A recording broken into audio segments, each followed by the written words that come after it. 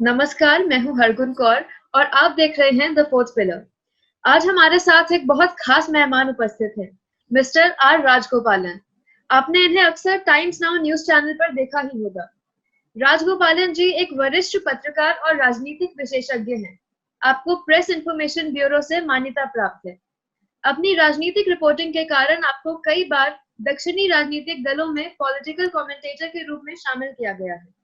आपको पत्रकारिता के क्षेत्र में आपको पत्रकारिता के क्षेत्र में 40 वर्षों का अनुभव है और आप भारतीय संसद के प्रतिष्ठित पत्रकार श्रेणी के भी धारक हैं।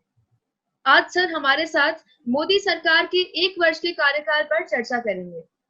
सर, हमें बहुत खुशी है कि आप हमसे वार्ता करने के लिए हमारे बीच आज उपस्थित हैं। हम आपका तहे दिल से स्वागत करते हैं और चाहते हैं कि आप अपने ज्ञान से हमारे सभी दर्शकों को प्रबुद्ध करें। नमस्कार, आपको दर्शकों को the fourth pillar video channel का मेरा चरण स्पर्श नमस्कार। मुझे कौर मैडम ने अच्छा इंट्रोड्यूस किया है। मैं खुशी हूं क्योंकि मैं 40 साल 35 साल पार्लियामेंट कवर किया है। उस अनुभव से मैं आपसे बात करना चाहता हूं। आप क्वेश्चन पूछिए। 1 साल का जो नरेंद्र मोदी का श्रेय है उसको मैं एक झलक रूप में फर्स्ट बताना चाहता हूं। 2014 में नरेंद्र मोदी ने जो इंडियन इलेक्ट्रेट्स को सामने जा करके कांग्रेस मुक्त भारत ये स्लोगन को साथ गए थे, एकदम बहुमत मिला है। उसको 2019 में फायदा उठाया नरेंद्र मोदी ने।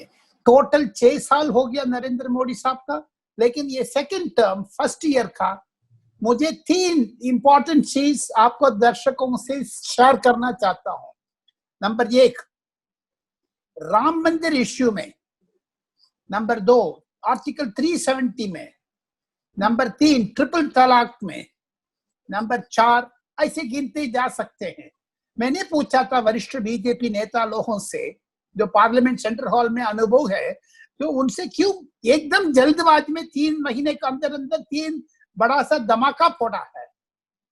उसके लिए जवाब है नरेंद्र मोदी साहब का दूरदर्शिता का, दूरदर्शन का, यानी उनकी दूरदृष्टि, फॉरसाइटेडनेस का अनुभव लेना चाहिए। 15 साल टोटल राजनीतिक में, 13 साल चीफ मिनिस्टर रहा, इधर 5 साल प्रधानमंत्री रहा, लेकिन सेकेंड ईयर फर्स्ट ईयर में उपलब्धियां गिन सकते हैं बहुत। जो फर्स्ट टर्म में डिमोनेटाइजेशन का कितना विरोध था कांग्रेस ने किया है, उसको अनुभव ये कोरोना स्टेट टाइम पर कैशलेस इकोनॉमी का बहुत फायदा उठाया। सिमिलरली ये स्वच्छ भारत, सब लोग दर्जे उड़ा रहे थे नरेंद्र मोदी का, स्वच्छ भारत में क्या किया करके, लेकिन जो कोरोना आने टाइम पर भारत में इसको आक्रोश नहीं थी, क्योंकि नरेंद्र मोदी ने 5 साल का जो स्वच्छ भारत इश्यू का आगे बढ़ाया है। मैं श्रेय नरेंद्र मोदी साहब का इसीलिए देता हूं। ये तीनों इंपॉर्टेंट है। आप आगे बढ़िए, मैं क्वेश्चन को आंसर देने को तैयार हूं। ये फोर्थ पिलर अनुभव है, ये इंपॉर्टेंट होगा। आप मुझे बात करके मेरा पास जितना भी ज्ञान है मैं शेयर करना चाहता हूं आपको फोर्थ पिलर टेलीविजन चैनल के थ्रू। कौर मैडम का मैं आभारी हूं। जी सर, मेरा पहला प्रश्न है कि वर्तमान समय में मोदी सरकार द्वारा चलाई गई ऐसी कौन सी योजना है जिसका लाभ जनता तक पहुंच पाया हो? कोई भी ऐसी योजना जिससे आपको लगता है कि आम जनमानस को सुविधा मिली हो, और उसकी वर्तमान स्थिति क्या है और भविष्य में क्या रहेगी? मैडम जी, मुझे एक ही चीज बताना चाहता हूँ, एक ही चीज।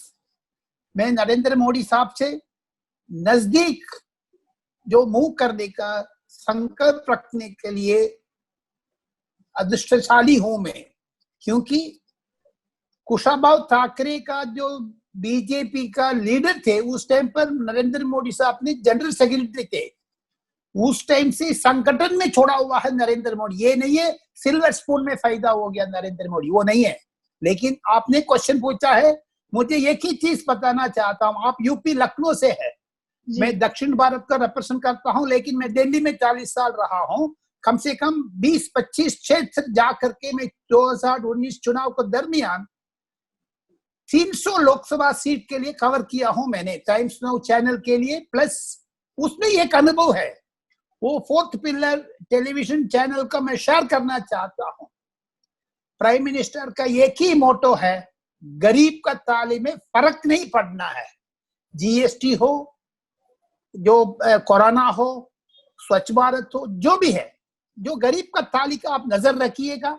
उनकी आगे बढ़ के नरेंद्र मोदी साहब ने, आपने पूछा 2019 में क्या फर्स्ट एक चीज बताइए। मुझे लगता है सबको गैस सिलेंडर दिया ना जी उज्ज्वला स्कीम में, जी जी, उसको बहुत ही फायदा है। कांग्रेस हो, लेफ्ट पार्टीज हो, कोई भी पार्टी है, उसको हिला नहीं पाएंगे, क्योंकि डीप रूटेड प्लान है नरेंद्र मोदी साहब का। आप गोरखपुर देखी होगी, लेकिन बस्ती देखी होगी, इस तरफ आ जाइएगा जो मुरादाबाद देखी होगी, जिधर भी जाइएगा, not only UP Kaur madam, कम से कम 8 करोड़ लोगों का गैस कनेक्शन पहुंचाया है नरेंद्र मोदी। ये साधारण चीज नहीं है। ये पॉलिटिकली छोड़िए, उनको जो इम्पोर्टेंट ओवरऑल प्लानिंग है, गरीब का ताली में फायदा फर्क नहीं पड़ना है, उसमें देखिए गैस का आ गया, जो चूल्हा का करके धुआं का बचाया है, प्लस हेल्थ रीजन में स्वच्छ हो गया है, कैशलेस पैसा कम है। इस 3 महीने दरमियान, कोरोना का दरमियान, फ्री सिलेंडर दिया है नरेंद्र मोदी ने। किसने दे सकता क्या? So therefore that is one important one. Second, direct bank transfer, वो बहुत श्रेय जाते हैं नरेंद्र मोदी का।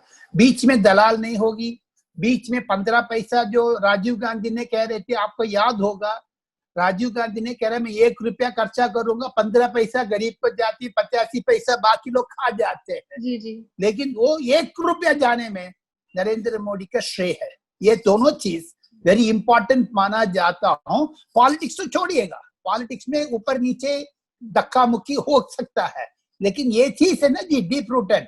2014 में नरेंद्र मोदी जीता है, यही कारण है। Direct bank transfer scheme plus gas connection scheme plus free electricity.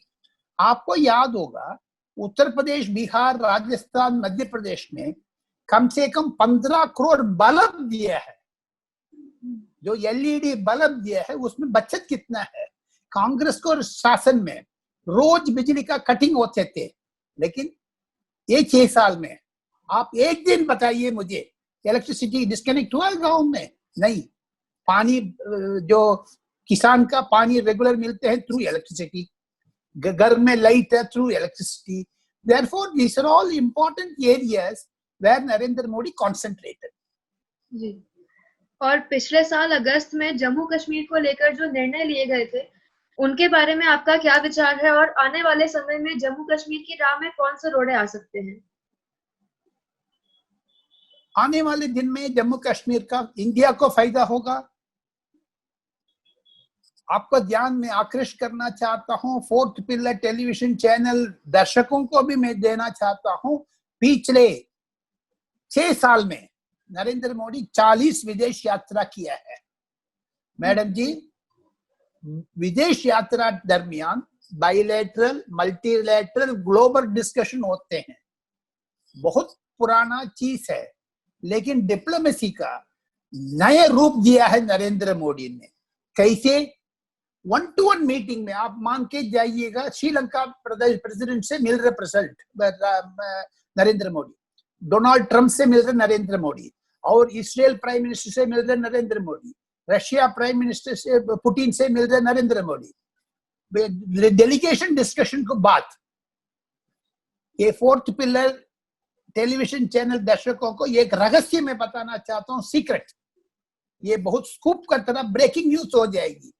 हर टाइम पर 15 मिनट अलग 1-to-1 बात करते हैं नरेंद्र मोदी। आपको याद होगा उनकी फोकस, नरेंद्र मोदी 40 साल 40 देश प्रतिनिधि, इंपॉर्टेंट वर्ल्ड लीडर्स की बात करने टाइम पर पाकिस्तान का अलग तिलक किया है नरेंद्र मोदी ने। टेररिज्म उधर से फायदा होते करके 5 साल ग्रूमिंग किया है, उसको भूमिका बनाया है। उसको से 370 हटाने में कोई भी 40 देश में विरोध नहीं किया है, क्योंकि नरेंद्र मोदी का श्रेय जाते हैं उसमें। देयरफॉर मुझे लगता है वो इंटरनेशनल डिप्लोमेसी में 370 हटाना उसको फायदा उठाना सिर्फ नरेंद्र मोदी डिप्लोमेसी का जीत है, मैं कह सकता हूँ। आने वाले दिन में पाकिस्तान वर्ल्ड मैप में आइसोलेट हो गया है, क्योंकि 370 में Jammu Kashmir issue international issue से डोमेस्टिक इश्यू बन गया है। ये दूरदर्शिता नरेंद्र मोदी का फॉरसाइटेडनेस है, डिप्लोमेसी में भी कामयाब हुआ है। सर, लेकिन पाकिस्तान तो अभी भी अपनी हरकतों से बाज नहीं आ रहा है। अभी हमने देखा कुछ दिन पहले दोबारा पुलवामा पे अटैक हुआ और 400 जवानों को टारगेट किया गया था। तो आतंकवाद पर तो रोक अभी भी नहीं लग पा रही है। सुनिए, ये पाकिस्तान का जो 40 साल नहीं 70 साल अनुभव में जो जिन्ना साहब ने सरदार वल्लभ भाई पटेल को खिलाफ, प्लस जवाहरलाल नेहरू ने, आदरणीय जवाहरलाल नेहरू ने जितना इंडिया के ऊपर जो दोष करके किया है, 5 साल में नरेंद्र मोदी हटा नहीं सकते, लेकिन कीड़ा को निकाल दिया है। आने वाले दिन में आप देखते जाइएगा पुलवामा में अटैक का, ये कोरोना बीच में आ गया, नहीं तो कल भी दिल्ली में नरेंद्र मोदी ने chief of army staff, chief of defence staff Rajnath Singh साहब से, डिफेंस मिनिस्टर से सलाह मशुरा किया है। कोई ना कोई ठोकने के लिए पुलवामा बालकोट टाइप में कोई योजना तैयार कर रहे, शायद आप देखते जाइएगा। इसको आंसर 15 दिन नहीं तो 1 महीने के अंदर अंदर आपको मिलेगी।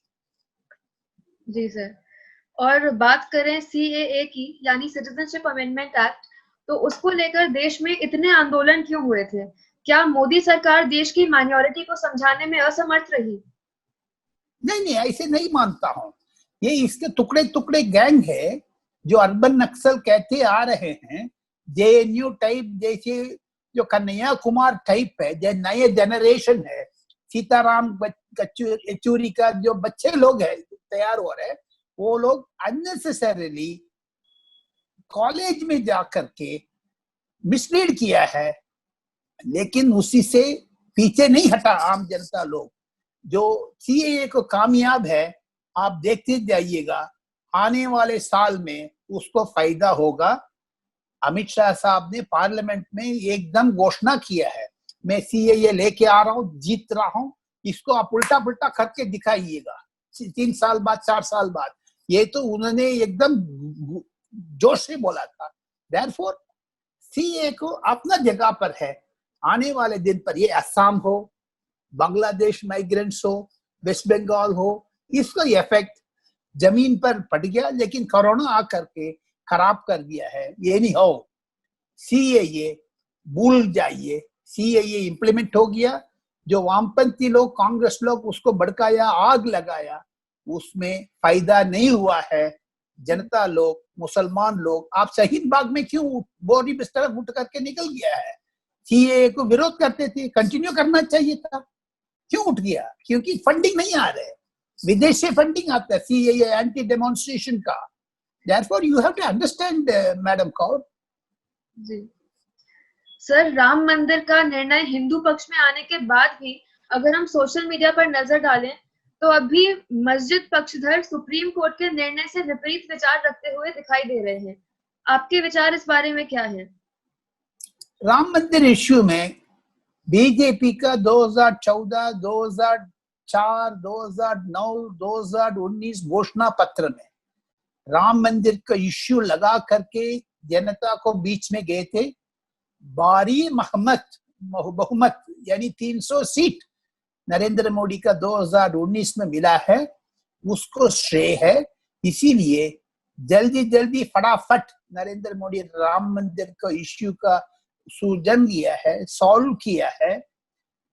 जो सुप्रीम कोर्ट का निर्णय का सब लोग, इवन माइनॉरिटीज, बाबरी मस्जिद एक्शन कमेटी भी उसको स्वागत किया है, लेकिन अल्ट्रा मुस्लिम लीडर्स है वो बीच में भड़का रहे, लेकिन वो बैठ गया है। कोरोना में राम मंदिर हो, बाबरी मस्जिद हो, CAA हो, बैठ गया, लेकिन फिर उठने का उम्मीद है। राम मंदिर हिंदू लोगों के लिए एक आस्था है, राम मंदिर हिंदू को साथ जोड़ा हुआ है।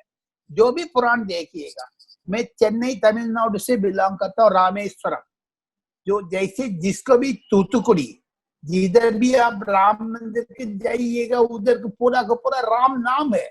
आज नहीं है, कल नहीं है, 5000 साल से है। देयरफॉर आप अयोध्या से रामेश्वरम तक खींचिएगा, कम से कम 10 नहीं तो 15 क्षेत्र ऐसे बीच में आ जाएंगे। राम जी ने जो श्रीलंका जाने टाइम पर गया था, देयरफॉर हिंदू के साथ ये राम मंदिर जुड़ा हुआ है, राम मंदिर का आस्था है। जैसे बार बार वाजपेयी साहब ने, अद्वानी साहब ने, इवन मुरली मनोहर जोशी साहब ने कहते थे, वो आंदोलन का फायदा हुआ है, भी धीरे धीरे उसको भी सुलझन हो जाएगा। और कोरोना वायरस के चलते जो लॉकडाउन लगाया गया था, उसमें सबको पता ही था कि माइग्रेंट इश्यूज तो होंगे, पर माइग्रेंट इश्यूज का जो माइग्रेंट क्राइसिस बन गया है, क्या इसे बेहतर तरीके से टैकल किया जा सकता था? नहीं, ऐसे नहीं है। ये माइग्रेंट इश्यू हर क्राइसिस में, madam Kaur, I tell you, आपने भी यंग एज है, आने वाले दिन में बहुत क्राइसिस, बहुत अच्छा दिन, बहुत बुरा दिन देखने वाली है। हमने भी देखा है राजनीतिक पर इंडिया में 70 साल का इंडिया का है, बहुत ऊपर नीचे देखा है। कोरोना क्राइसिस को नरेंद्र मोदी ने हैंडल किया है, लेकिन माइग्रेंट इश्यू बिल्कुल एक स्लिप अप है। बिल्कुल नरेंद्र मोदी साहब का ये जब रडार में पकड़ नहीं पाया है, लेकिन पकड़ आने के बाद जितना रेल सेवा, जितना प्लेन सेवा, इतना फ्री किया है।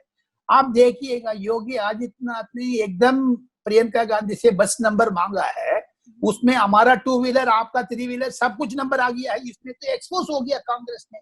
माइग्रेंट इश्यू को मैं फिर दौड़ से कहना चाहता हूँ, जल्दबाज में जो 15 साल अमेठी में, रायबरेली में मेंबर ऑफ पार्लियामेंट होने के बावजूद भी सोनिया गांधी हो, राहुल गांधी हो, अपना राजनीतिक पर पकड़ नहीं पाया है, जो माइग्रेंट इश्यू में भड़काया है। लेकिन माइग्रेंट इश्यू काबू में आएगा, काबू में ये आ गया है। उसमें सुप्रीम कोर्ट को जो गाइडेंस है, स्टेट गवर्नमेंट्स को इम्पोर्टेंट है। मुझे लगता है नरेंद्र मोदी का नजर में बिल्कुल आप निश्चिंत रहिएगा, आने वाले दिन में migrant issue is going to be the focal point of Narendra Modi. Therefore, you have to wait and watch. It's a crisis. Her crisis में एक चीज मैं आपको बोलना चाहता हूं, एक घर में, हर घर में इंडिया में 130 करोड़ पॉपुलेशन है, 130 करोड़ फैमिली है। उस फैमिली में आज शादी आ गया, एक शादी 3 महीने होते हैं प्रिपेयर करने में, उसमें ऊपर नीचे आते हैं, झगड़ा होते हैं, ये लोग खाना पीना ठीक नहीं है, वो नहीं है, कुछ 50 काम है। मान लो आपको कल शादी होने वाली है, उसमें भी आपका पिताजी, आपको परिवार, कितना इन्वॉल्वमेंट होंगे उसमें, क्राइसिस को भी डेफिनेटली आपको पिताजी हैंडल करेगा। सिमिलरली देश का प्रॉब्लम है माइग्रेंट इश्यू। आप नरेंद्र मोदी को विश्वास देखिए, जैसे राम मंदिर, 370, CAA, ट्रिपल तलाक सक्सेस हुआ है, ऐसे माइग्रेंट इश्यू में भी उम्मीद रखिएगा नरेंद्र मोदी के साथ। अनदर 4 साल है, आपने तो फर्स्ट साल देखी है, 4 साल में आने वाले दिन अच्छा है, अच्छा भविष्य में जाएंगे, माइग्रेंट इश्यू सुलझ जाएगा, सॉल्यूशन आ जाएगा। जी। और बात करें अर्थव्यवस्था की, तो वर्ल्ड बैंक और IMF के आंकड़ों के अनुसार इस साल देश की GDP ग्रोथ 1.5 से 2% रहेगी। और देश का बहुत बड़ा वर्ग कह रहा है कि मोदी जी ने जो 20 लाख करोड़ के पैकेज की बात की है, वो एक ख्याली पुलाव है, क्योंकि 20 लाख करोड़ में से लगभग 8 लाख करोड़ रुपए RBI लिक्विडिटी पैकेज में जोड़े गए हैं, और साथ ही कुछ फंड्स इस साल के बजट से भी जोड़े गए हैं।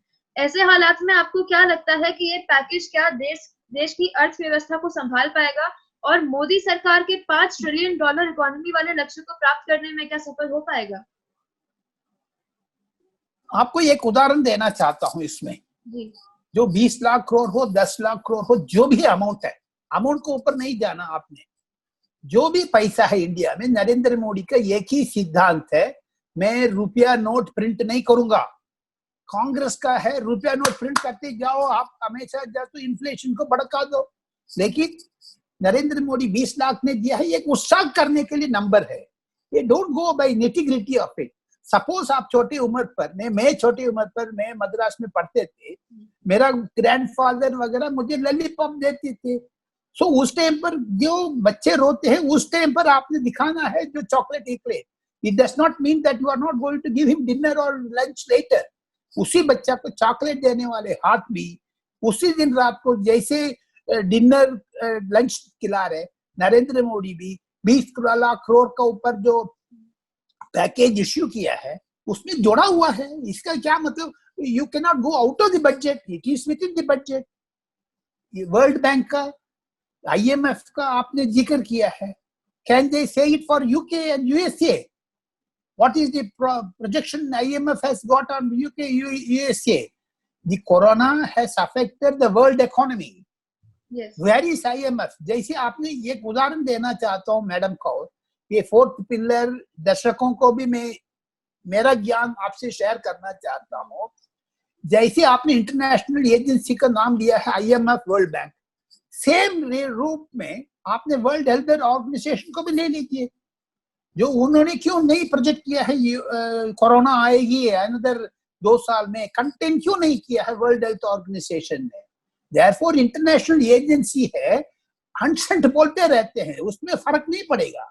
इंडिया में तो जरूर नेगेटिव जाएगा, 5 ट्रिलियन इकोनॉमी का धक्का तो है corona, I understand, but you have to have a faith in the leadership. Faith हो आप सक्सेस होंगे। जो IMF का, वर्ल्ड बैंक का आपने जिक्र किया है, उसको कॉरिलेट कर लीजिए वर्ल्ड हेल्थ ऑर्गेनाइजेशन से। क्यों ट्रम्प साहब ने वर्ल्ड हेल्थ ऑर्गेनाइजेशन को एकदम कचक रहे? क्योंकि उन्होंने फोरकास्ट नहीं किया है, चाइना को साथ दिया है। देयरफॉर वर्ल्ड में crisis, economic crisis, you can't isolate only India. That is what I read. जो निर्मला सीतारामन ने 20 लाख करोड़ का पैकेज 5 दिन उन्होंने दिया है, वो गरीब को नजरिया से दिया है। ये अमीर को गरीब का फर्क तो है जरूर, लेकिन अमीर ने इन्वेस्टमेंट करना है, गरीब ने उसको गरीब रेखा से ऊपर लेके आना है। ये बहुत कठिन काम है, लेकिन नरेंद्र मोदी साहब का ऊपर विश्वास रखिए। अनदर 4 years है, 4 years के अंदर अंदर जो 1% 2% जो प्रोजेक्शन है वर्ल्ड बैंक का, IMF का, उसको चूर चूर करके इंडिया सक्सेस हो जाएगा, मुझे उम्मीद है। धन्यवाद राजगोपालन जी, आपने सभी प्रश्नों का उत्तर बड़े सहज तरीके से दिया है। हमारी जानकारी में वृद्धि करने के लिए आपका बहुत बहुत शुक्रिया। दर्शकों, आज का इंटरव्यू आपको कैसा लगा, कमेंट बॉक्स में लिखकर जरूर बताएं। हम जल्द मिलेंगे एक और एक्सपर्ट के साथ अपने अगले इंटरव्यू में। बने रहिए हमारे साथ द फोर्थ पिलर पर। This is Hargun Kaur signing off.